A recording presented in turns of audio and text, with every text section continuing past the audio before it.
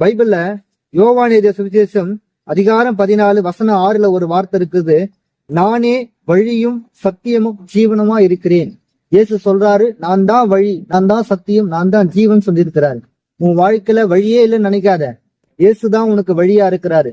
நீ கடன் பிரச்சனையில இருக்கிறல்ல, இன்னொரு வார்த்தை பைபிள்ல இருக்குது, கவலைப்படாதப்பா, ஏசப்பா என் மூலமா உங்களோட பேசுறாரு, உன் கடன் பிரச்சனை ஆண்டவர் மாத்துவாரு, உங்கள் துக்கம் சந்தோஷமாய் மாறும் என்று ஆண்டவர் பைபிள்ல சொல்லி இருக்கிறாரு.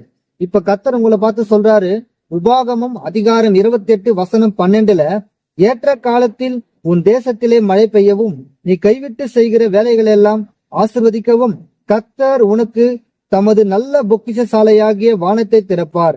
நீ அநேக ஜாதிகளுக்கு கடன் கொடுப்பாய், நீயோ கடன் வாங்காது இருப்பாய்.